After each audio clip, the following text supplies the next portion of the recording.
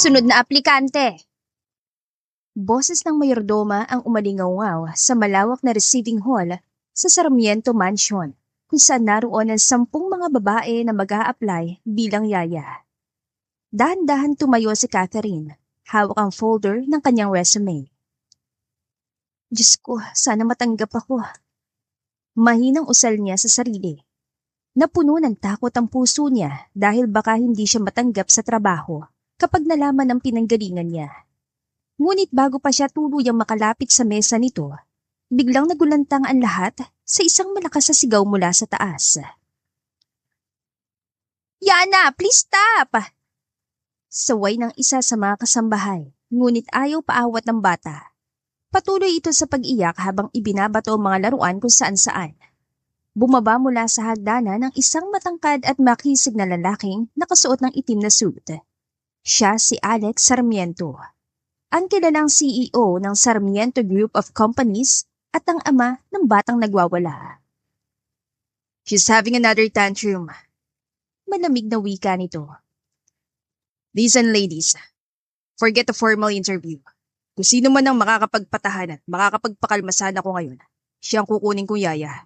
Her name is Yana. She's 4 years old pero late ang speech development niya kaya hanggang ngayon hindi pa siya nakakapagsalita. Nagkatinginan ng lahat ng aplikante at pagkatapos, isa-isang umakyat para sumubok. Ngunit bawat isa'y bigong makalapit. Lalo pang lumalakas ang iyak ng bata, lalo ito nagdadabog. At lahat ng lumapit ay nabato ng laruan. Hanggang sa lahat ay sumuko. Ikaw, miss, ayaw mo ba subukan? Seryosong tanong ni Alex habang nakatingin sa babae. Mariing napalunok si Catherine. Parang kinakalampagan dibdib niya sa sobrang kaba. Ngunit parang may kung ano namang puwersa ang nagtulak sa kanya para sumubok. Kapag nagawa mo, bibigyan kita ng malaking sahod. Biglang wika ng lalaki sa kanyang likuran. Hindi niya akalain na nakasunod pala ito sa kanya na lalong nagpalakas sa kabang kanyang nararamdaman. Pagbukas niya ng kwarto, nakita niya nakaupo ang batang babae sa gilid ng kama. Iyak pa rin ito ng iyak habang hawak ang isang stuffed toy na parang pinipiga sa sobrang galit.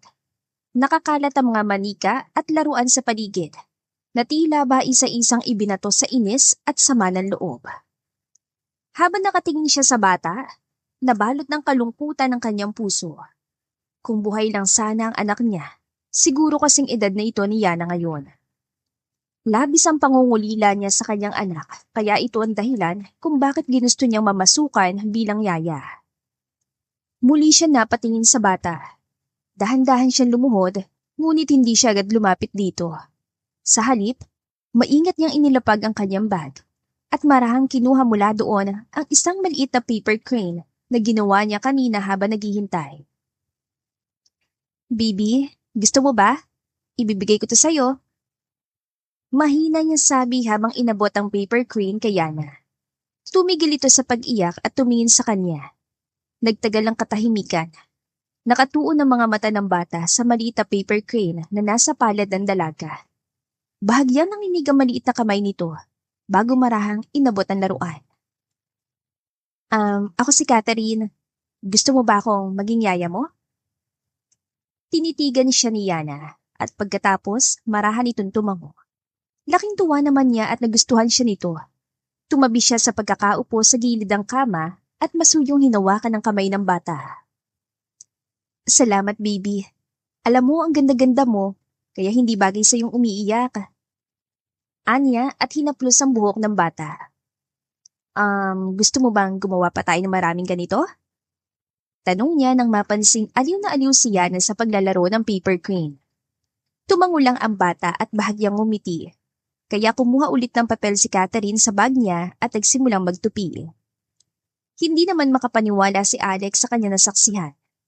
Habang lahat ng aplikante sumuko, ang simpleng babaeng ito sa ilang segundo lamang, nakuha ang tiwala ng kanyang anak. Thank you sa inyong lahat. Pero it's obvious naman na may pumasa na para maging yaya sa anak ko. Wika ni Alex nang makababa siya ng hagdan. Walang imik lang ang mga aplikante habang isa-isang lumabas ng bahay. Muling umakyat si Alex at pinanood ang anak niyang tahimik na nakikipaglaro sa babae. Miss, ano pangalan mo? Napalingon si Catherine at bahagyang nagulat. Catherine Saavedra po, sir. Your surname sounds familiar. Anyway, simula ngayon, ikaw na magiging yaya ng anak ko. And you will receive 50,000 pesos a month. Wala ka ibang gagawin kundi asikasuhin si Yana. Pina-enroll ko siya sa isang speech development center, kaya ikaw ang sasama sa kanya. Kausapin mo siya na madalas, turuan ng mga simpleng salita, kantahan ng mga nursery rhymes, at kwentuhan ng mga bedtime stories bilang follow-up sa mga itinuro sa kanya sa speech center. Yes, sir. Naiintindihan ko po. Mahinang tugon ng babae.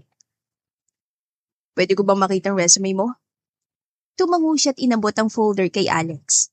Agad naman tinignan ng lalaki ang mga impormasyon na nakasulat sa resume ni Catherine. Pagkatapos, lumabas siya ng kwarto at nagdial sa telepono. Hello, Arthur. I want you to investigate this woman, Catherine Saavedra. I want the information within this day. Utos ni Alex sa assistant niya. Ilang minuto nang palakad-lakad ng lalaki sa kwarto niya.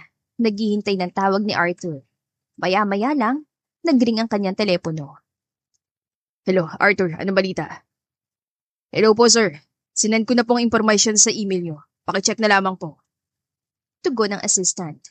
Dali-dali namang binuksan ni Alex ang email niya at dinownload ang attachment sa laptop. Nanlaki ang kanyang mga mata nang mabasa ang nakasulat. Galing siya sa mental hospital. Ibig sabihin, humugot siya ng malalim na buntong hininga. No, hindi ko maaaring pagkatiwalaan ako sa kanya. Galing siya sa pagkabaliw. Paano kung masiraan ulit siya ng pag-iisip? Mariin siya napapikit habang hawak ang kanyang sentido. Kahit siya lang nakapagpatahan sana ko, pero galing siya sa mental hospital. Usal niya sa sarili. Muli siya nagtungo sa pinto ng silid ni Yana. Nasilip niya ang anak na tuwan-tuwa habang tinuturuan ni Catherine kung paano gumawa ng isa pang paper crane. Sa unang pagkakataon, matapos ang ilang buwan, narinig niyang tumawa ang anak niya. Hindi man ito nakakapagsalita, ngunit nakikita niya ang saya sa mga mata nito. Parang may kung anong pumipigil sa kanya para itaboy ang babae. Paano niya nagawang kunin ang loob ng anak ko? Tanong niya sa kanyang isipan. Napatitig naman siya sa mukha ng babae. Parang ang hirap paniwalaan na galing ito sa mental hospital. Ilang saglit pa'y bumaba si Alex dala ang folder ni Catherine. Sa ibaba, naroon ang mayordoma at naglilinis sa sala. Sir, ano pong problema? Tanong ng katulong na makitang seryosong anyo ng amo. Iniabot ni Alex ang folder at marahan naman yung binuklat ng mayordoma. Gusto niyo po bang paalisin yung babae? Ako na po ang kakausap. Sandaling nag-isip si Alex. Naaalala niya ang tinig ni Yana na humahagik-hik sa itaas. No, wag mo na manang. I will observe her for a week. Pero kapag may nakita kang kakaiba, kahit konti lang, ipala mo agad sa akin. Yes, sir. Manang, sana wala pong ibang makaalam tungkol dito. Paalala niya sa katulong. Sa loob ng bahay, si Manang Sabelang ang pinagkakatiwalaan niya dahil matagal na itong naninilbihan sa kanya, kaya para na rin kapamilya ang turing niya rito. Makakaasa po kayo, sir. Samantala, sa itaas, hindi alam ni Catherine na pinag-iisipan na pala ang kinabukasan niya sa loob ng mansyon. Ang tanging iniisip lang niya sa sandaling yon ay kung paano mapapatawa ang batang si Yana na parang bumubuo na malaking puwang sa puso niya. Kinagabihan, pumasok si Alex sa kwarto ng anak niya. Maaliwalas sa silid, ngunit nakakalat pa rin ang ilang laruan sa sahig. Nakaupo si Catherine sa gilid ng kama habang karga si Yana na tila pagod na sa paglalaro ngunit ayaw pang bumitaw.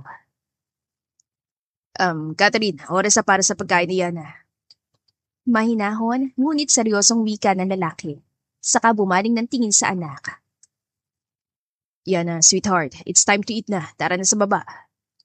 Ngunit umiling lang ang bata at mas lalong humigpit ang yakap sa leeg ni Catherine. Halos ikinubli nito ang mukha sa balikat ng babae. Sandaling nagulat si Alex.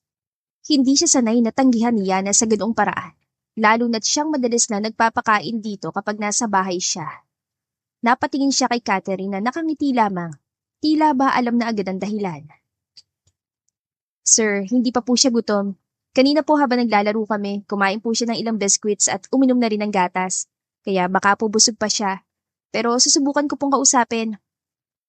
Masuyong hinaplos ni Catherine ang buhok ng bata. Yana, baby. Gusto mo bang kumain mamaya? Pwede tayong bumaba kapag nagutom ka na. Nandito lang si Yaya ha, para subuan ka. Wika ng babae. Dahan-dahan tumigil ang pag-iling ng bata. Hindi man nagsalita. Tumango ito ng bahagya at mas lalo pang kumapit sa kanya. Napasulyap si Alex at doon niya muling napansin ang kakaibang koneksyon ng anak niya kay Catherine. Karaniwang mailap si Yana sa ibang tao. Kahit pa nga kasambahay, hindi basta-basta nakakalapit. Pero kay Catherine, madali lang itong naging kampante. Hello! I'm back! Sabay silang napalingon sa tinig na yon. At nang makita ni Catherine ang babaeng nakatayo sa may pintuan, halos manlamig ang buo niyang katawan. Hindi siya makapaniwala na may koneksyon pala kay Alex ang babaeng minsang sumira sa buhay niya.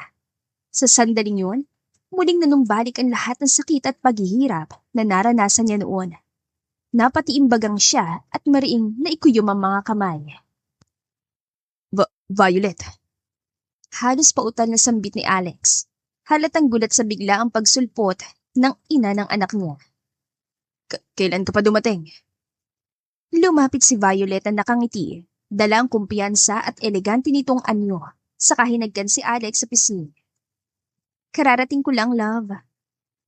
Pagkatapos ay ibinaling nito ang tingin sa bata.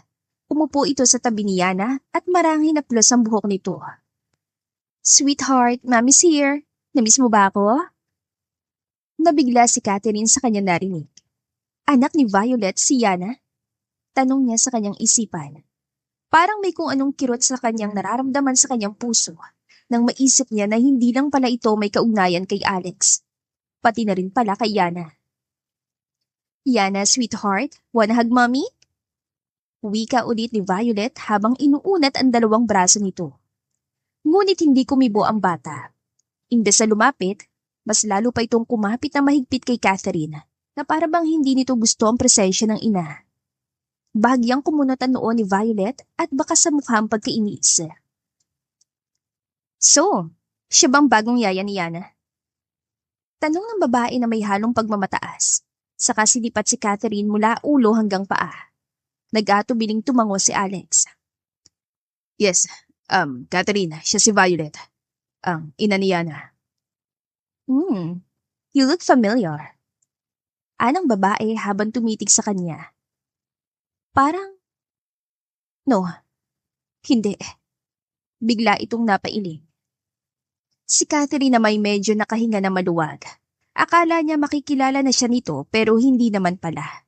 Siguro dahil 4 na taon ang lumipas at nagbago na rin ang itsura niya mula sa estilo ng buhok at pangangatawan. Walang hiya ka, Violet. Magbabayad ka sa lahat ng ginawa mo sa akin. Sigaw ng kanyang isip.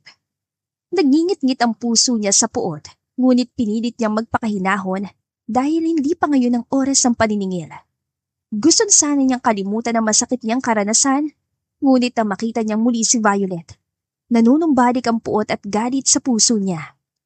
Pinalabas siyang baliw ng babae at ng ina nito para makuha ang kumpanyang iniwan ng daddy niya sa kanya. Pinasok siya sa mental hospital matapos siya magsilang ng sanggol. Ni hindi man lang niya nasilayan ng anak niya. Ni hindi niya alam kung babae ba ito o lalaki. Hanggang sa nabalitaan na lamang niya na nabawian ito ng buhay dahil hindi naalagaan na maayos. Catherine, naririnig mo ba ako? Untag sa kanya ni Violet. Kanina pa pala ito nagsasalita. Sorry po. Sorry po, ma'am. Anya, napilit itinatago ang panginginig ng kamay. Hindi dahil natatakot siya, kundi dahil sa matinding galit na nararamdaman niya. Ang sabi ko, sana marunong kang sumunod sa rules. Ayoko may nakikialam na ibang tao sa pagpapalaki ko kay Yana. Kung anong sasabihin ko, iyon ang masusunod. Naiintindihan mo ba? May bahid ang panlalait ang tono nito. Parang sinasadya talagang iparamdam sa kanya. Nayaya lamang siya sa bata. Yes, ma'am. Mahina niyang tugon. Napasulyap naman si Alex kay Catherine na tila napansin ang tensyon sa mga mata ng dalaga. Violet, enough. Catherine just started today. She did a good job. Masaya si Yana sa kanya. That's what matters. Sandaling natigilan si Violet dahil hindi siya sanay na kumampi si Alex sa iba. Ngunit mabilis din niyang naibalik ang ngiti sa labi at muling hinarap ang anak. Of course, love. Basta't para kay Yana. I also want the best for her. Habang abala si Violet sa pakikipag-usap kay Alex, bigla namang naramdaman ni Catherine ang marahang pagpisil ni Yana sa kamay niya at itinuro ang pinto. Gusto mo na bang kumain, baby? Tanong niya rito. Tangulang ang itinugo ng bata at hinila ang kamay niya palabas ng kwarto. Sir, ma'am, excuse me po. Bababa lang po kami ni Yana. Parang gusto niya na pong kumain eh. Paalam ni Catherine. Sige. Matipid na tugon ni Alex. Ngunit bigla naman sumingit si Violet. Wait, di ba sabi ko mag-usap muna tayo tungkol sa rules? Napatingin naman si Catherine at bago pa siya makapagsalita, bigla na lamang nagpakawala ng munting tunog si Yana.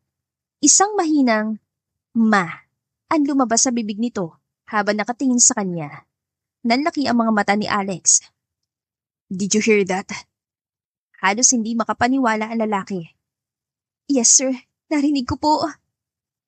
Tuwang-tuwa na kanarga ni Catherine ang bata at mahigpit na niyakap. Samantalang nanigas si Violet sa kanyang kinatatayuan. Naiinis siya dahil sa halip na siyang tawagin ng anak, nakatitig ito kay Catherine habang paulit-ulit na binibigkas ang mama. Halos hindi makahinga ang babae sa galit.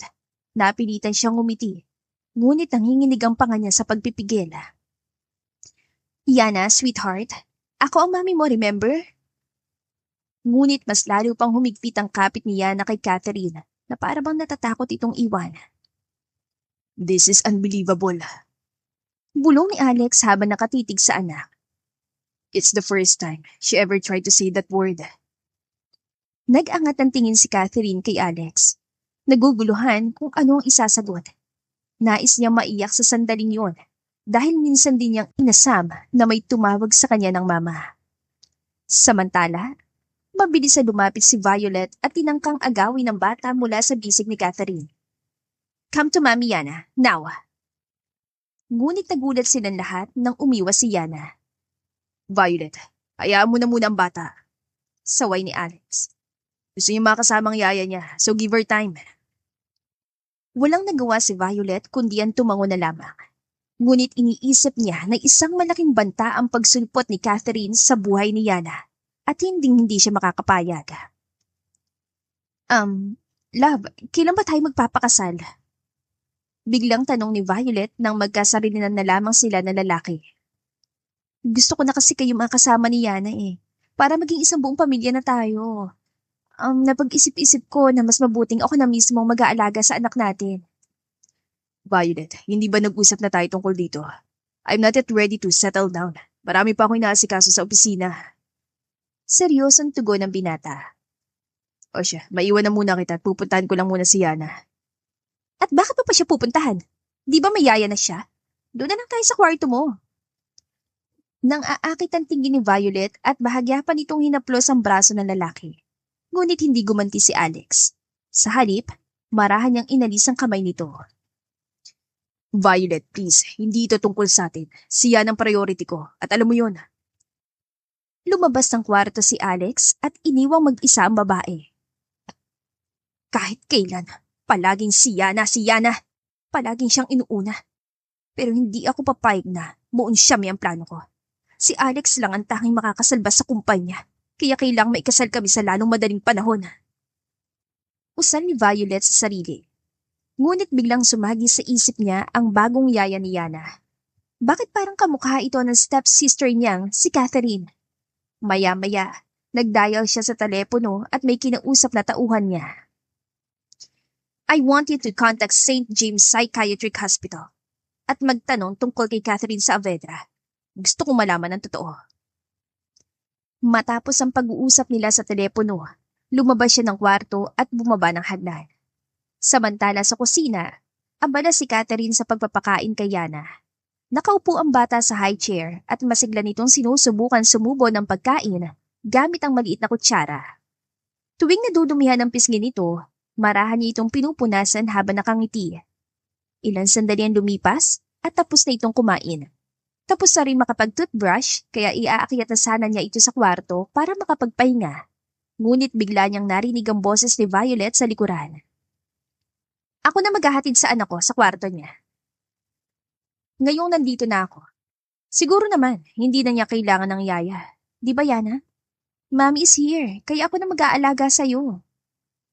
Wika ni Violet at akmang hahawakan ng bata, ngunit mabilis itong nagtago sa likuran ni Catherine. Yana, I said, ako na mag-aalaga sa'yo. Sigaw ni Violet sabay hila sa kamay ng bata. Biglang namula ang mata nito at nagsimulang mamuo ang luha. Maya-maya pa'y pumalahaw na ito ng iyak. Ma'am, baka po hindi pa siya komportable. Sabi ni Catherine. Hayaan na lang po muna ako. Shut up! Hindi kita tinatanong. Ano ko si Yana at ako ang masusunod? Wika ni Violet habang nanginginig ang tinig sa galit. Violet, stop! Mariin ang utos ni Alex. Saka dahan-dahan itong lumapit. Nakikita mo ba natatakot si Yana? She doesn't want that. Halos mamutla si Violet, ngunit mabilis ding nagbalik ang peking ngiti sa kanyang labi. Love, hindi mo ba naiintindihan? Ako ang nanay niya. Natural lang na ako mag-alaga sa kanya. Siguro nalilito lang siya, kaya ganyan. Ngunit mas humigpit ang kapit ni Yana kay Catherine. Tila ba nagsusumamo na huwag siyang iwan. Listen, Violet. Kung talagang gusto mo makuha ang loob ni Yana, you should be gentle. Hindi pwedeng idaan sa sigaw o pilit. Look at her. She feels safe with Catherine. Saglit na natahimik si Violet at lihim na napairap. Gusto pa sana niyang sumagot, pero napansin niyang titig na titig si Alex kay Catherine. At lalo lang kumulo ang dugo niya. Hindi! Hindi pwede! Hindi ko hayang maago ng babaeng tong anak ko! Pati si Alex! Sigaw ng kanyang isipan. Catherine, sige na, dali mo na si Yana sa kwarto niya. Wika ni Alex. Tumango naman ang babae at marahang yumuko. Shh, don't cry, baby. Nandito lang si Yaya, hindi kita iiwan, ha? Matapos niyan sabihin yon, unti-unti nang humupa ang hikbi ng bata habang nakadikit pa rin sa kanya. Habang pinagmamasdan ito ni Alex, tila may kakaibang init na gumapang sa kanyang dibdib. Ang simpleng paraan ng pag-aalaga ni Catherine ay nagpakita ng bagay na matagal na niyang hinahanap kay Violet. Si Violet naman, nakapamewang at nagingit-ngit sa gilid.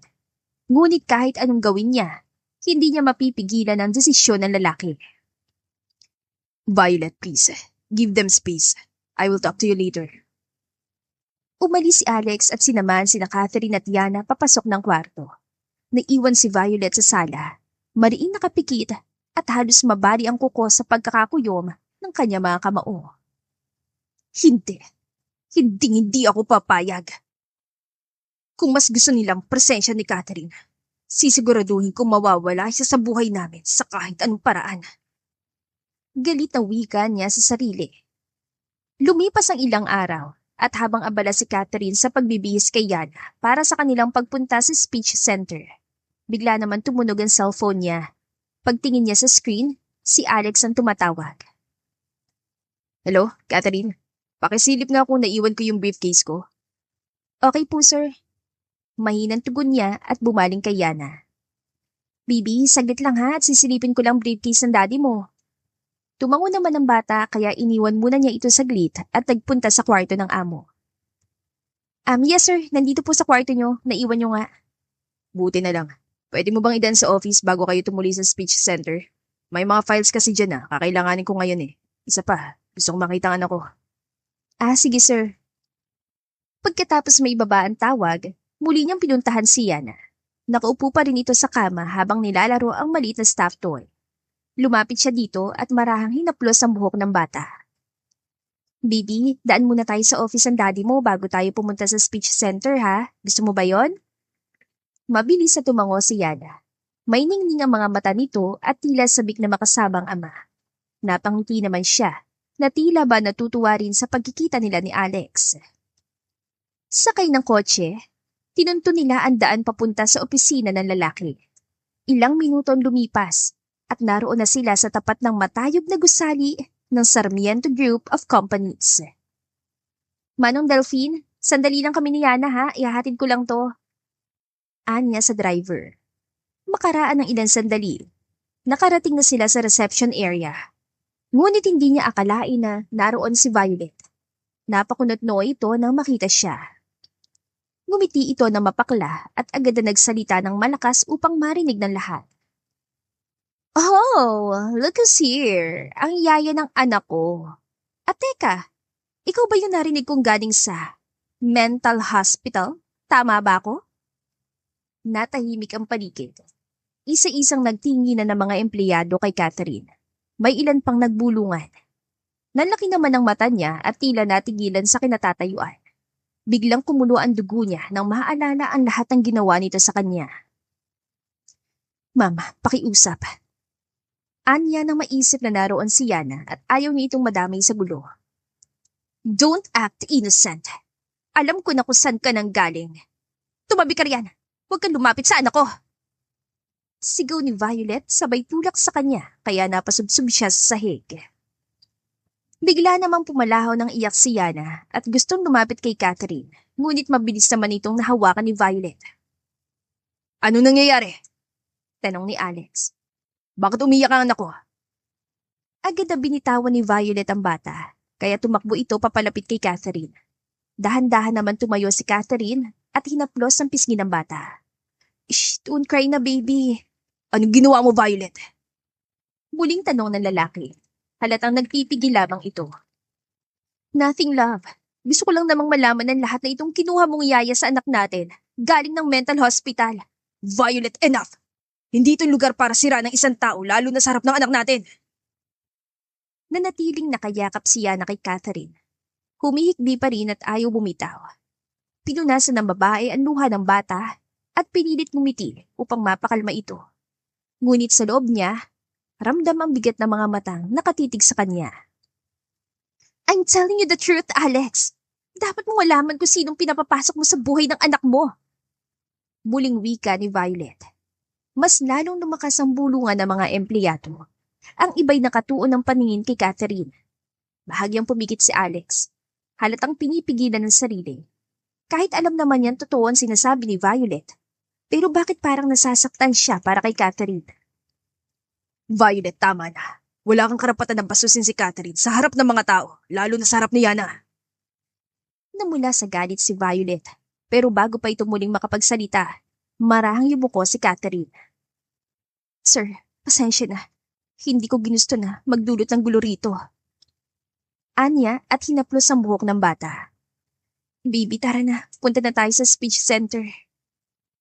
Mahigpit na kumapit si Yana sa kanya. Tila ba ayaw nang bumitaw. At sa mga mata ng bata, malinaw kung kanino siya mas kampante. Habang nakatanaw si Alex sa kanila, ramdam niyang may mas malalim na kwento sa likod ng mga salita ni Violet. At kailangang malaman niya ang buong katotohanan tungkol sa nakaraan ni Catherine. Samantala, si Violet, nakatayo pa rin sa gitna ng reception area, nanginginig sa galit at kahihiyan dahil hindi siya pinanigan ni Alex, kaya mas lalo siya nang gagalaiti sa galit. Kung hindi siya aalis sa buhay namin, sisiguraduhin kong babalik siya sa mental hospital. Kinagabihan, nang makauwi si Alex galing opisina, muling sumagi sa isipan niya si Catherine. Hindi naman niya maintindihan kung bakit bigla na lamang siya nag-iinteres na malaman ang nakaraan nito. Napabuntong hininga siya at maya-maya'y nag-dial sa telepono. Hello, Arthur. Wala pa rin bang balita tungkol doon sa babaeng naka-one-night stand ko sa Diamond Hotel 4 years ago? Sir, wala pa po eh. Hindi pa po na-retrieve ang CCTV footage nung time na yon. Napailing si Alex at napabuntong hininga. Sa dami ng babaeng dumaan sa buhay niya, bakit ang babae na yon sa hotel ang paulit-ulit na bumabalik sa isip niya? Hanggang ngayon, hindi pa rin niya ito matagpuan. Sa kabilang banda, matapos mapatulog ni Catherine si Yana, pumasok na rin siya sa kanyang silid. Ramdam niya ang bigat ng araw kaya nagpasya siyang mag-shower. Ang malamig na tubig ay nakatulong para maibsan ang init ng kanyang pakiramdam. Ngunit nang matapos siyang maligo, biglang umalingaw ang malakas sa kulog. Si Yana, Agad niyang naisip ang bata, na ayon sa mayordomay, takot sa malakas na kulog. Hindi na siya nag-abalang magbihis. Nagtapis lang siya ng tuwalya at mabilis na lumabas ng kwarto upang puntahan si Yana. Ngunit halos sabay sila lumabas ni Alex sa pasilyo. Kaliligo lang din ito at gaya niya. Nakatapis lang din ang tuwalya. Mariin siya napalunok at agad na umiwas ng tingin. Subalit hindi may tatangging, nag-init ang kanyang pakiramdam. Si Alex na may biglang kinabahan nang mapansin ang dalawang nunal sa dibdib ng babae. Parang pamilyar ito sa kanya, pero hindi niya lang matukoy kung saan niya yun nakita. Sir, nandito na po pala kayo. Pupuntahan ko sana si Yana kasi sabi ni Manang Sabel, takot daw yun sa kulog. Wika ni Catherine na pilit pinapakalma ang mabilis na tibok ng kanyang puso. Ako nang titingin sa kanya, magbihis ka na muna. Bahagya siya natigilan, sa kamarahan tumango. Pabalik na sana siya ng kwarto nang bigla niyang marinig ang mahinang tinig ng bata. Ma! Kasunod noon ay ang malakas at tuloy-tuloy na pag-iyak. Bigla siyang nataranta, ganun din si Alex. Kaya hindi na sila nag-atubili pa at sabay silang tumakbo papasok sa kwarto ni Yana, nakapuan nakatapis lang ng tuwalya. Pagpasok nila, nakita nilang nakaupo ang bata sa kama. Nanginginig habang yakap-yakap ang stuffed toy. Namumula ang mga mata nito dahil sa pag-iyak. Baby, nandito si Yaya, huwag ka matakot. Niyakap niya ang bata na mahigpit at hinagod ang likod nito. Umupo naman si Alex sa kabilang gilid at marahang hinawakan ng kamay ng anak. Sweetheart, don't be afraid. Nandito si Daddy. Patuloy naman sa paghagod si Catherine hanggang sa tumahan na rin ang bata at muling naidlip. Maingat na inihiga niya ito sa kama at kinumutan. Salamat sa pag-alaga mo sa anak ko. Mahinang wika ni Alex. Obligasyon ko po yun, sir, bilang yaya niya. Nagkaroon ng katahimikan habang nakatitig sila sa isa't isa. Muling dumako ang mata ng lalaki sa nunal na nasa dibdib ni Catherine. Naramdaman ng babae ang biglang pag-init ng kanyang pisngi. Gusto sana niyang umiwas ng tingin, ngunit parang nalulunod na rin siya sa paraan ng pagkakatitig ni Alex sa kanya. Sir, lalabas na po muna ako. Nauutal niya sabi. Hindi na niya hinintay pang magsalita ito at dali-dali na siya lumabas ng kwarto. Naiwang mag-isa si Alex. Hindi niya maintindihan ang nararamdaman niya. Hanggang sa naging malinaw sa kanyang alaala ang nunal ng babaeng naka-one night stand niya noon sa hotel. Katulad ito ng kay Catherine. Biglang lumakas ang kabog sa kanyang dibdib. Posible kayang si Catherine yun? Tanong niya sa sarili. Sandaling pinilig niya ang kanyang ulo. Masyado na yata siyang nag-overthink. Matapos kasi ng one night stand na yon, hindi na siya nag-iinteres pa sa kahit na sinong babae. Kaya lang, aksidente niyang nabuntis si Violet. Pero wala naman siyang matandaan. Basta na lamang sinabi ng babae na anak nila si Yana at ipinakita sa kanyang resulta ng DNA test. Kinabukasan, nagpasya si Alex na sunduin sina Catherine at Yana sa speech center. Kumusta ang anak ko? Tanong niya. Okay lang naman, sir. Attentive naman siya sa mga lessons at sumasali din siya sa mga activities. Unti-unti na rin siyang nakakabigay sa mga salita. Glad to hear that. Wika ng lalaki at napalingon sa anak na nooy mahimbing na nakatulog habang nakaunan sa hita ni Catherine. Pagdating nila ng bahay, agad na binuksan ni Alex ang pinto sa backseat. Ako na mag-aakyat kay Yana sa kwarto niya. Tumango lamang ang babae at tahimik na sumunod kay Alex habang buhat ito si Yana. Hawak-hawak niya ang maliit na bag at laruan ng bata. At sa bawat yapak nila paakyat sa hagdan, hindi niya maiwasang mapatingin sa mag-ama. Pagkapasok sa kwarto, marahang inihiga ni Alex ang bata sa kama at inayos ang kumot ito. Pagkatapos, dinampian niya ng halik sa noong anak. Lihim namang napangiti si Catherine sa eksenang yon. Nang makalabas sila ng kwarto, sabay silang napahinto sa may pintuan. Thanks, Catherine. Kung wala ka siguro, baka hindi ganyang kabilis ang progress ni Yana. Ginagawa ko lang naman po ang trabaho ko, sir. Ngunit ang magtamang kanilang mga mata, tila pareho silang natigilan at naghari ang ilang segundong katahimikan. Sige po, sir. Tutuloy na po ako. Wika ng babae at dali-daling nagtungo sa kanyang silid. Gusto niyang maidlip kahit sandali lang. Ngunit ayaw naman siyang dalawin ng antok. Kaya bumangon siya at nagpa siyang maglakad-lakad sa hardin. Ngunit hindi niya namalayan ang nakausling bato sa daanan kaya natapilok siya. Ah! Napasingap siya at agad na napahawak sa kanyang paa. Catherine! Narinig niyang sigaw ni Alex. Maagap siyang nasalo ng lalaki bago pa siya tuluyang mawala ng balanse. Ramdam niyang init ang palad nitong nakahawak sa kanyang bewang. Salamat, sir. Napatitig siya rito habang nakasandal sa matipuno nitong dibdib. Are you okay? Nasaktan ka ba? Tanong ng lalaki. Bahagyang namula ang pisngi niya. Naramdaman niya ang init ng hininga ni Alex dahil halos nagkakadikit ng kanilang mga mukha. Okay lang po ako, sir. Mahinang sagot niya. Ngunit hindi agad siya binitawan ng binata. Sa halip, inalala niya siya nitong makaupo sa bench. Umupo din ito at marahang hinimas-himas ang paa niya. Sir, okay na po ako. Call me Alex. Pareho silang natigilan. Ngunit hindi umalis ang tingin ng lalaki sa kanya. May init at bigat sa bawat segundo ng kanilang paglalapit. Aba, dito ko lang pala kayo matatagpuan. Sabay silang napaningon sa likuran at galit na mukha ni Violet ang tumambad sa kanilang paningin. Violet, bakit nandito ka? Tanong ni Alex. Of course, I want to check my daughter. Bakit? Masama bang dalawin ko siya rito? At ikaw babae ka? Hindi ba trabaho mong alagaan ang anak ko? Bakit parang mas gusto mo pang ikaw ang alagaan? Ma'am, natutulog na po si Yana, kaya sa ngayon wala na po akong gagawin. Pagpapaliwanag ni Catherine. At sumasagot ka pa talaga ha? Ang gusto ko, layuan mong pamilya ko. Huwag kang umasa na parang bahagi ka ng buhay ng mag-ama ko. Enough, Violet. Sabat ni Alex. Hindi mo dapat pagsalita ng ganyan si Catherine. Kung hindi dahil sa kanya, baka hindi na ganito kagandang progress ni Yana. Muling nag-cross arms si Violet at malamig na tumingin sa kanila. Progress? O baka naman, ibang progress ang nangyayari. Hindi nakasagot si Catherine. Naramdaman niya ang bigat ng ipinukol sa kanya ng babae. That's enough, Violet. Tiimbagang saan ni Alex. Kung gusto mong makita si Yana, gawin mo. Pero hindi ko hayaang basusin mo si Catherine dito sa pamamahay ko. Biglang natigilan ng babae. Halatang nagulat sa matigas na tinig ng binata.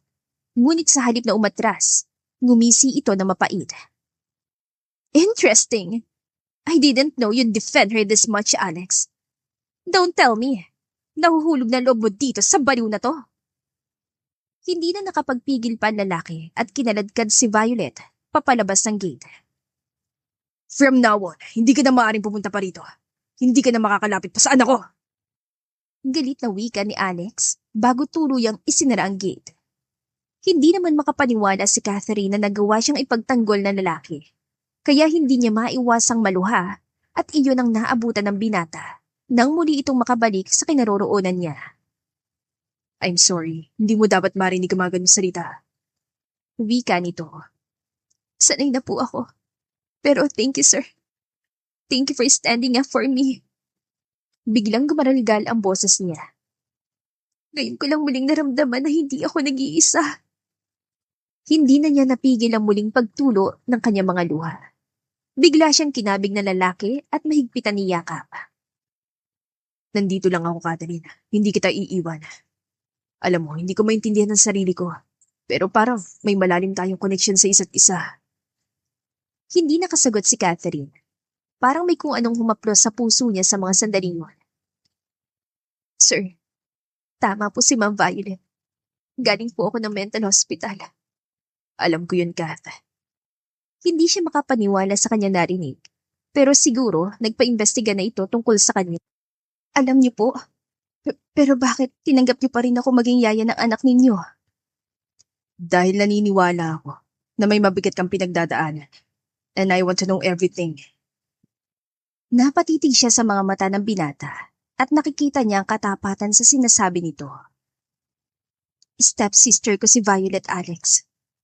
Nag-asawa ulit ang daddy ko 5 taong matapos mawala si mommy. Pero nang mawala din siya, doon nagsimula ang pagpapahirap nila sa akin. Pinalabas nila akong baliwan. at tuluyan na siyang napahagulgol. Kinuha nila ang kumpanya na iniwan ng daddy ko. At pati anak ko idinamay nila. Anak? Tanong ng lalaki na halatang nabigla sa sinabi niya. Oo, nagkaanak ako pero hindi ko siya nakasama kahit sandali. Matapos ko siyang mailuwan, agad siyang kinuha sa akin ni Violet. At pagkatapos, ipinakulong nila ako sa mental hospital. Doon ko lang nalaman na wala na siya. Wala nang anak ko. Ni minsan hindi ko siya niyakap. Ni hindi ko nasilayan ang kanyang mukha. Parang biglang pinigan dibdib ni Alex sa bawat salitang binitawan ni Catherine. Ramdam niya ang bigat ang pinagdaanan nito. At pakiramdam niya siya mismo ang nawalan. Gusto niya magtanong kung paano nangyari, kung sino ang ama ng bata. Ngunit hindi niya kaya magsalita. I'm sorry, Kat. Mahina niyang wika at niyakap na mahigpit ang babae. Pinapangako ko, pagbabayaran nila ang lahat ng ginawa nila sa'yo. Nagdaan pa ang maraming mga araw at isang gabi. Hindi inaasahan ni Catherine ang isang balitang bumungad sa kanya. Kat, meron akong sorpresa sa'yo. Wika ni Alex na makauwi ito ng bahay. Ano po yun, sir? Inabot ng lalaki ang isang folder at agad naman yung binuksan ng dalaga. Nalaki ang mga mata niya nang mabasa ang nakasulat. Congratulations, Miss Catherine Saavedra. You are now the major stockholder of Saavedra Holdings. Natutuwan sambit ng lalaki.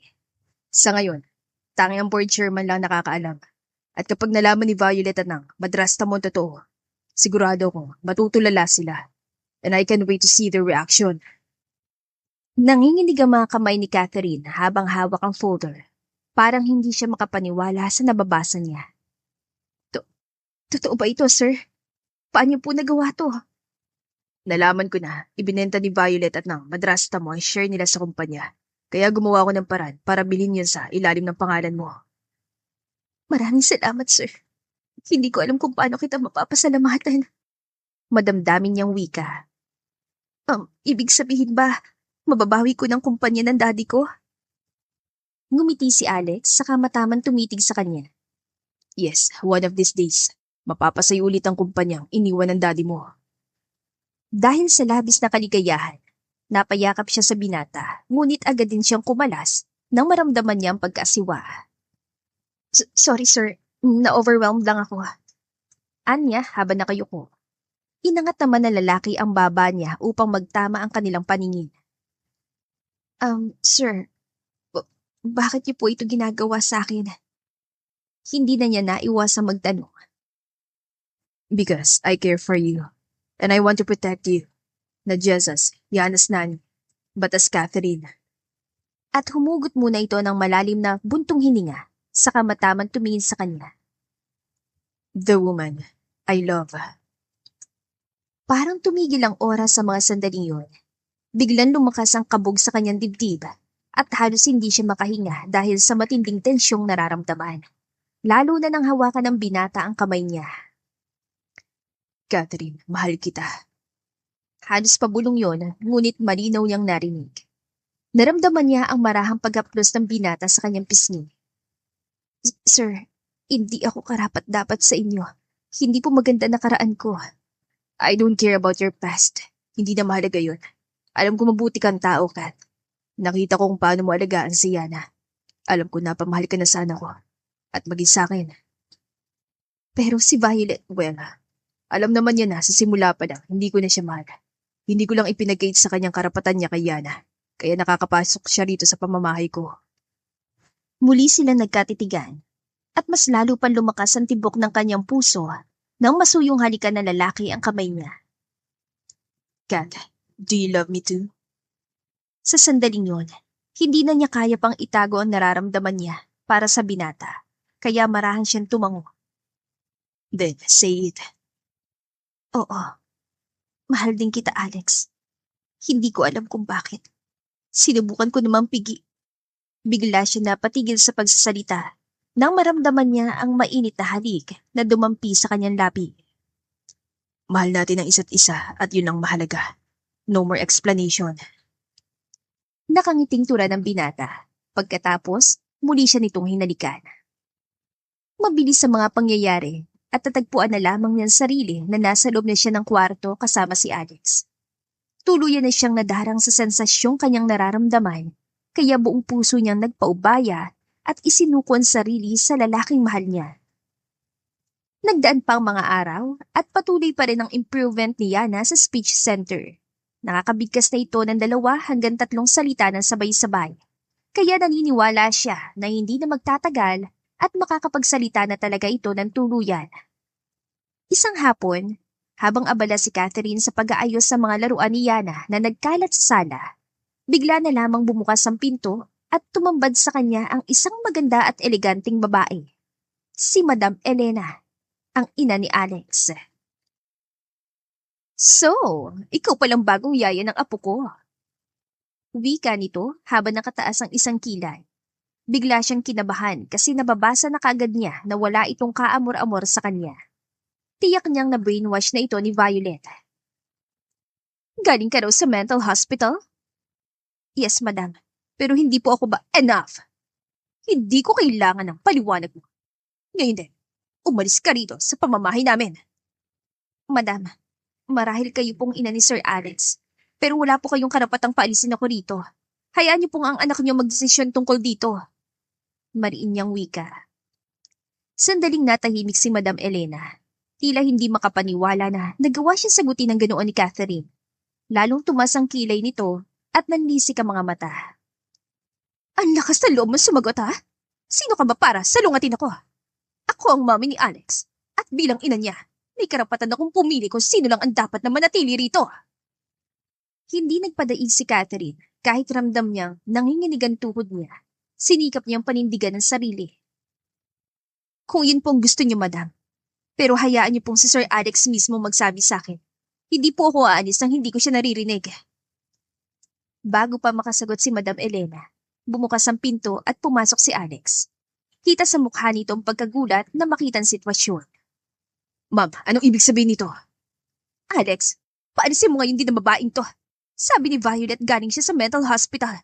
Isipin mo naman si Yana. Baka ano pang gawin niya sa anak mo? Paano na ang reputasyon mo? Ang kumpanya natin. Baka madami ka sa kahihiyan. Mariin tumitig si Alex. Halatang hindi nagustuhan ang paraan ng pananalita ng kanyang ina. Ma'am, stop it. Alam ko lahat tungkol kay Catherine.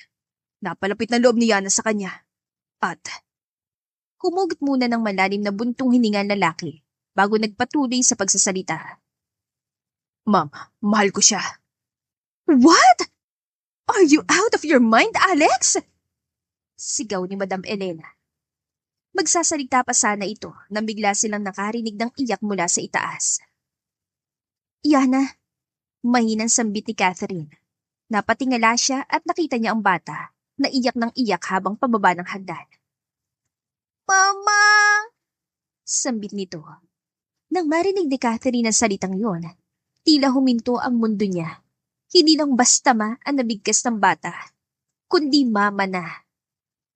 Napahinto naman si Madam Elena. Nabura ang galit sa mukha nito at napalitan ng pagkagulat. Samantalang si Alex, hindi maitago ang siyang naramdaman dahil sa wakas, nakakabigkas na ng salita si Yana. Agad na sinalubong ni Catherine ang bata na tumatakbo pababa ng hagdan. Shh! Andito si Mama, huwag ka matakot. Higit pang napaiyak si Yana. Ibinuon ang mukha sa leeg ni Catherine. Mama! Huwag alis! Tumulo ang luha niya habang hinahaplos ang buhok ng bata. Hindi ako aalis, Yana. Hinding-hindi kita iiwan. Nakatitig lamang si Madam Elena. Hindi makapaniwala sa nasaksihan. Kita niya sa mga mata ng bata ang purong tiwala at pagmamahal kay Catherine. Ma'am, narinig niyo mismo. Yana chose her. Maging ako rin, ma'am. I chose to love her. Sandaling natahimik si Madam Elena. Unti-unting naglaho ang galit sa mukha nito. Fine. I will give her a chance. Thank you, Mama. Natutuwan sambit na lalaki at niyakap na mahigpit ang ina. Nagdaan pa ang mga araw.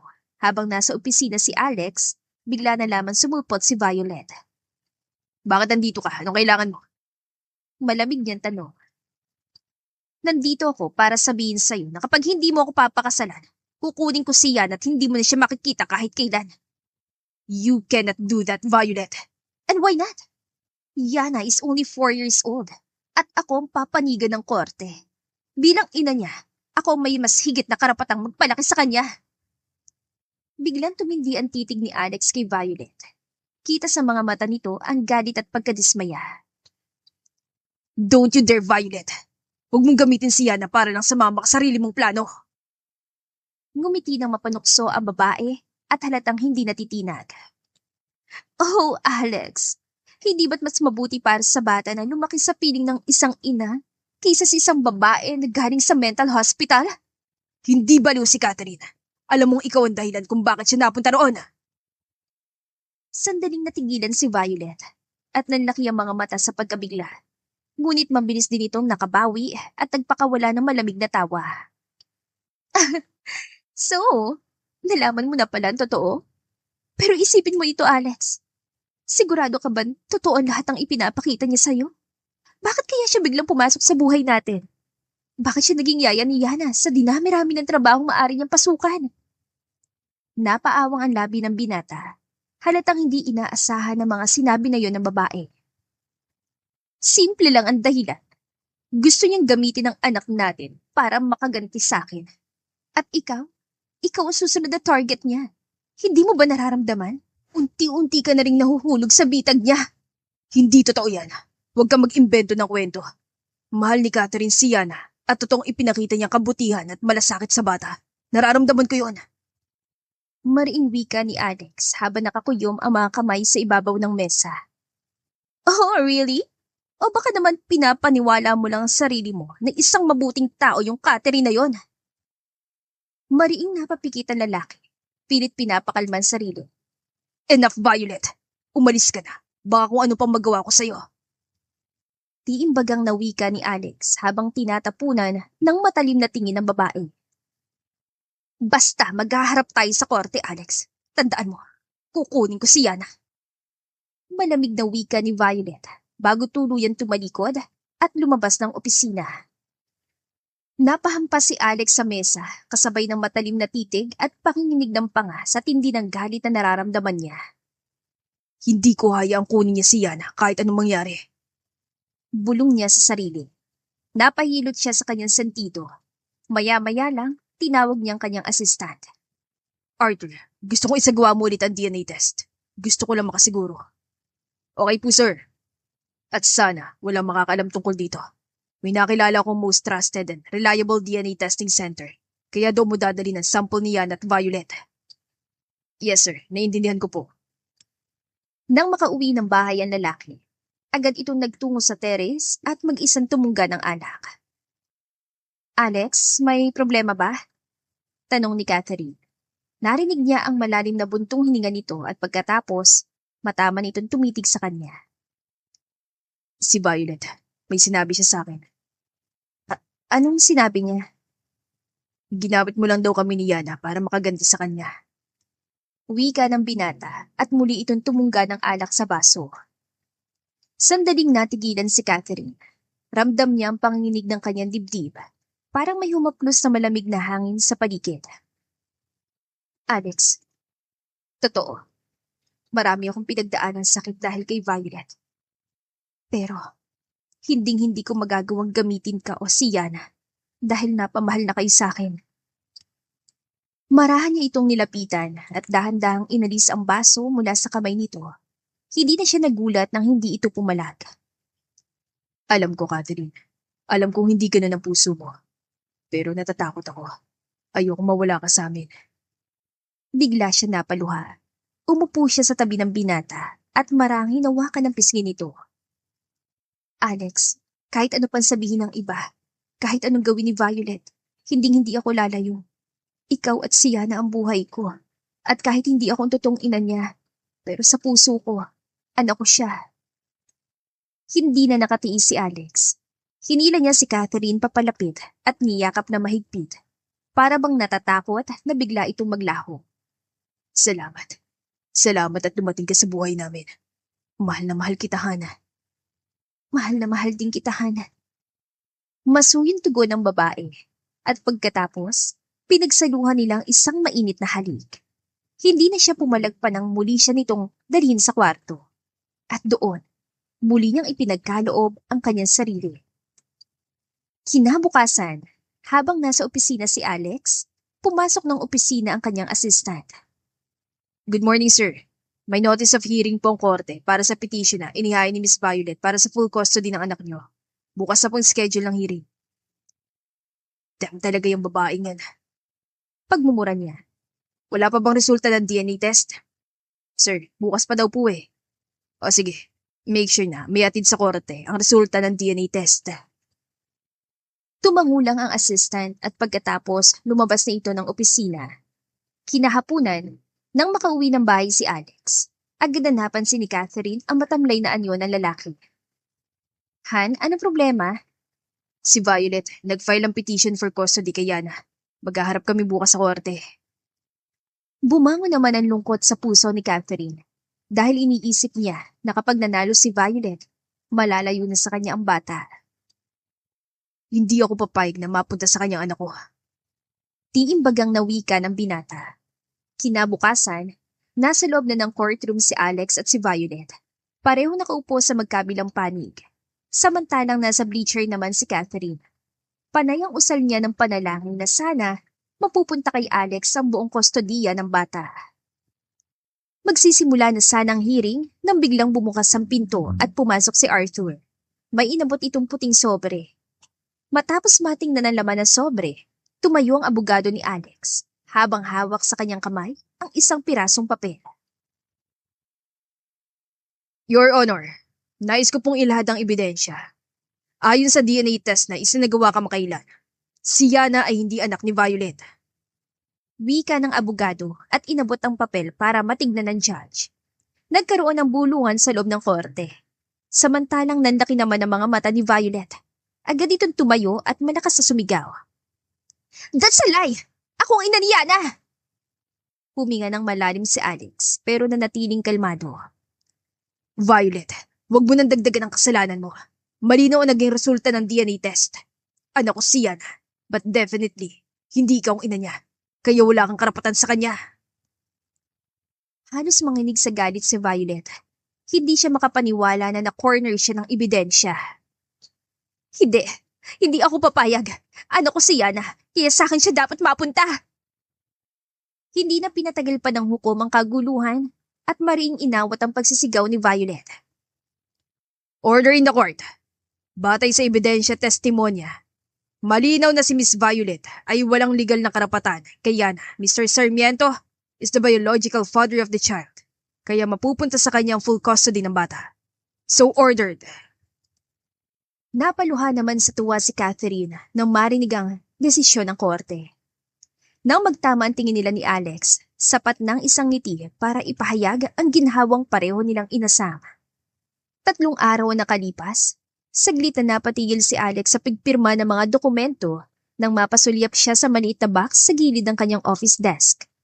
Napangati siya na maalala ang marriage proposal na binalak niya para kay Catherine. Maya-maya lang, bigla siya nakatanggap ng tawag mula kay Arthur. Hello, sir. Na-retrieve na po ng hotel ang CCTV footage na nangyari 4 years ago. Maya-maya lang po, isasend po nila sa email ninyo. Wika ng kanyang assistant. Magandang balita yan, Arthur. Thanks. Bigla siyang kinabahan habang naghihintay ng impormasyon. At nang tumunog ang notification, dali-dali niyang binuksan ang email. Nanginginig ang kanyang daliri nang i-click ang attachment habang tumitindi ang kabang nararamdaman. Biglang nanlamig ang buo niyang katawan nang makilala ang babaeng pumasok noon sa kwarto ng hotel. God, si Catherine ang babaeng nakasama ko nung gabing yun. Usal niya sa sarili. Minsan pa'y sumagi sa isip niya ang 2 nunal na nasa dibdib ng babae. Kaya pala. Mahinang sambit niya. Labis-labis ang sayang bumalot sa kanyang puso dahil sa wakas. Natagpuan na rin niya ang matagal na niyang hinahanap. Ngunit bigla naman siya napaisip. Kung si Catherine ang babae na kasama ko nun sa hotel, posible kaya nabuntis siya at siya ng anak namin. Tanong niya sa sarili habang nakatingin sa labas ng bintana ng kanyang opisina. Mabilis siyang umiling. Pinipilit iwaglit ang mga iniisip. Naalala niya ang kwento ni Catherine tungkol sa pagkamatay ng sanggol nito dahil sa kapabayaan ni Violet.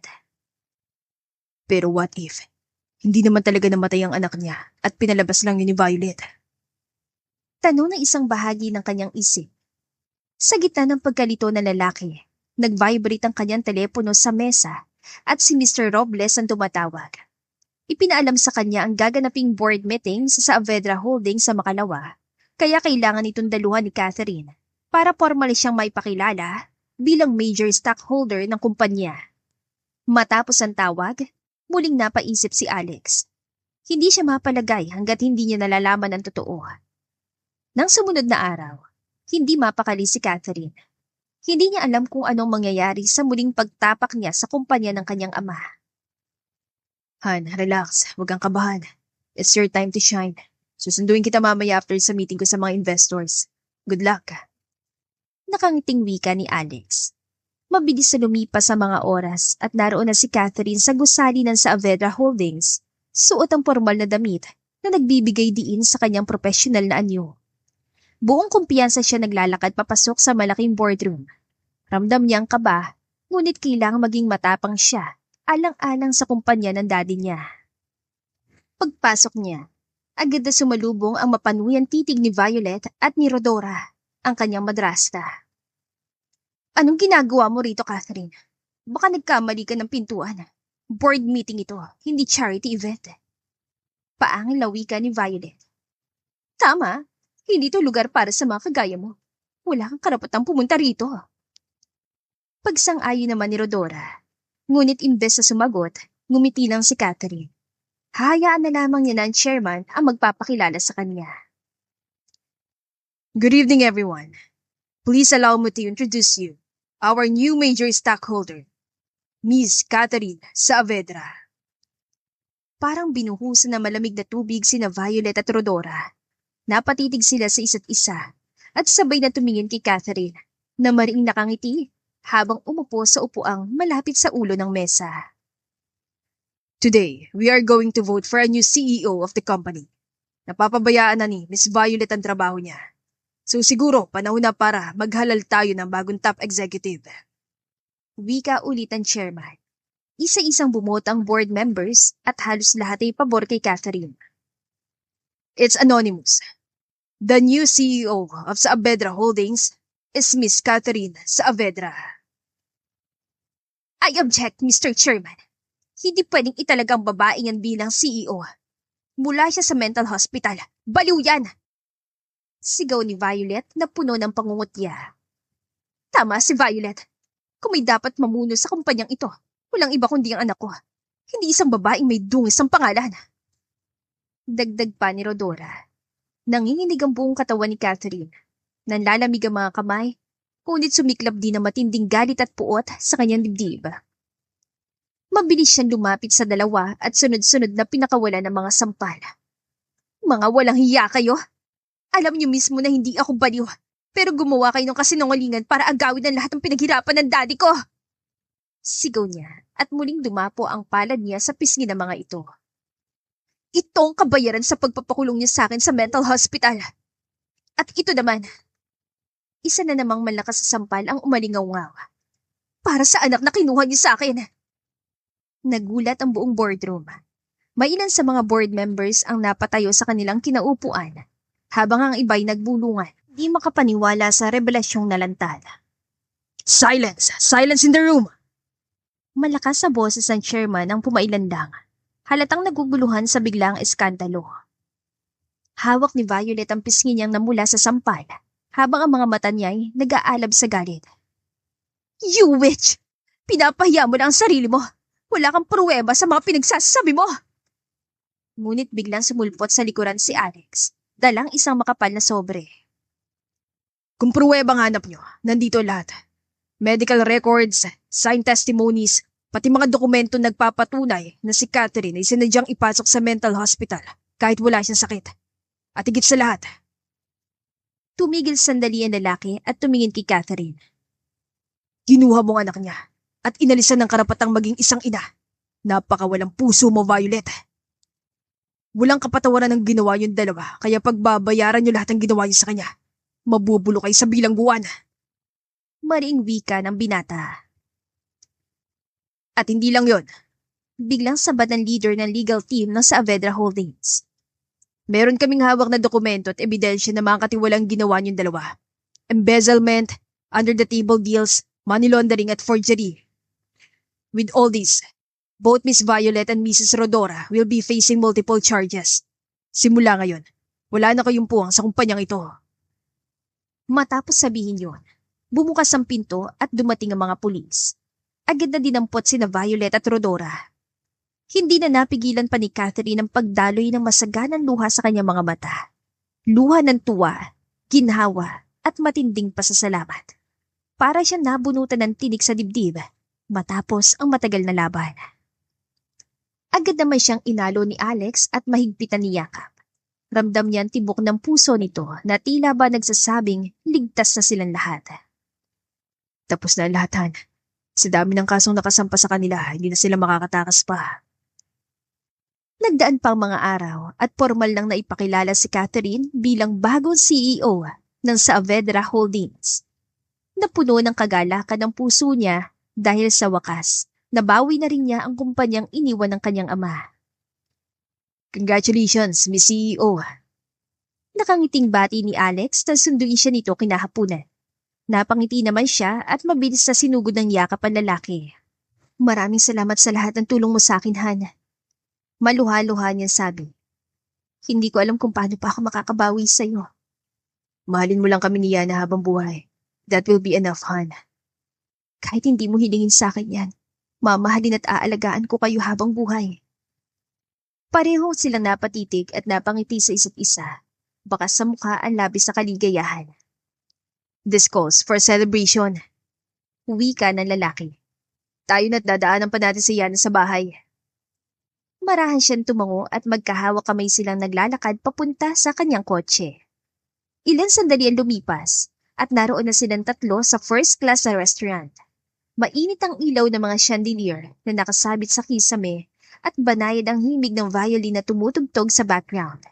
Doon sila pumasok sa exclusive na dining room kung saan merong designated area para makapaglaro si Yana. Wow, mukhang pinaghandaan mo to ah. Nakangiting komento ni Catherine nang tumambad sa kanyang paningin ang romantic ambience at table setup na may kandila, rosas at mga eleganteng kubyertos. Of course, Anne. Today is the most special day dahil magkakasama tayong tatlo. Masayang tugon ng lalaki at ipinaghila ng upuan ng dalaga. Nang maupo silang dalawa, unti-unting nagbagong ekspresyon ni Alex. Sumeryoso bigla ang anyo nito habang titig na titig kay Catherine. Han, salamat at dumating ka sa buhay namin ni Yana. You're the best thing that ever happened to me. Ayoko na mawala ka pa sa buhay namin, Han. Kaya... Humugot ng malalim na buntong hininga ang lalaki. Saka dahan-dahang kinuha ang maliit na box mula sa bulsa ng kanyang jacket. Nang buksan ito, kumislap ang isang eleganteng singsing. Miss Catherine Saavedra, will you marry me? Halos hindi makapagsalita si Catherine sa sobrang kaligayahan. Napaluha siya habang pinagmamasdan ng lalaking nakaluhod sa harap niya. Alex, mahal kita. Kaya oo, magpapakasal ako sa iyo. Masiglang isinuot ni Alex ang singsing sa kanyang daliri at hinalikan yon ng buong pagmamahal. Pagkatapos, dahan-dahang naglapat ang kanilang mga labi sa isang mainit na halik. Nang maghiwalay sila, sabay sila napatingin kay Yana na nooy aliw na aliw sa paglalaro at walang kamalay-malay sa mahalagang tagpong nagaganap. Ngumiti si Alex at muling humarap kay Catherine. Mahal na mahal kita, Han. Wala nang may nangyari sa atin sa hotel 4 years ago. Bahagyang napakunutan noon ng babae. Anong ibig mong sabihin? Huminga ng malalim si Alex bago muling nagsalita. Han, ikaw yung babaeng nakasama ko ng isang gabi sa room ng hotel. Noong time na nalasing ako. Lately ko lang nalaman ng ma-retrieve ang CCTV footage ng hotel. At... May kinuha ulit si Alex sa bulsa at iniabot sa kanya. Nanginginig ang mga kamay ni Catherine habang binubuksan ang envelope. At nang mabasa na kasaad, bumuhos ang masaganang luha mula sa kanyang mga mata. Ibig sabihin, ano ko talaga si Yana? At pinaniwala lang ako ni Violet na namatay ang anak ko noon.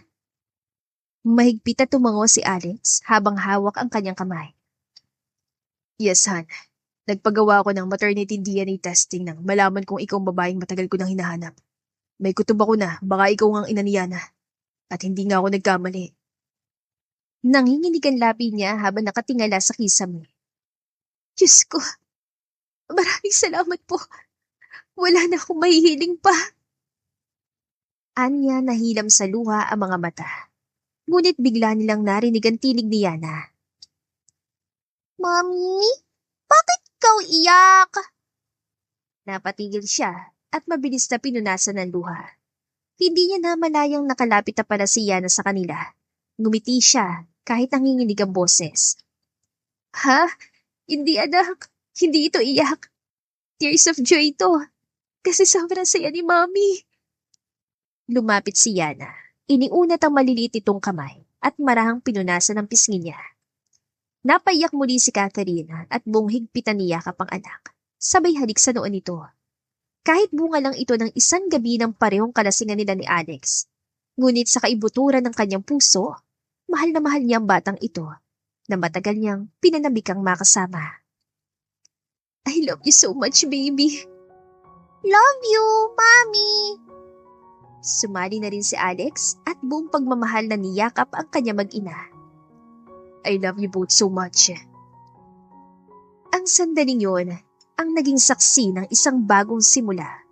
Pagsisimula ng isang buo at masayang pamilya na minsang pinaghiwalay ng kasinungalingan, ngunit muling pinag-isa ng katotohanan at pagmamahal. At dito na po nagtatapos ang ating kwentong pag-ibig. Maraming salamat po sa pakikinig. To God be the highest glory. Hanggang sa muli. Paalam!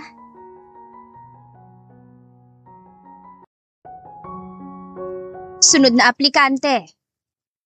Boses ng mayordoma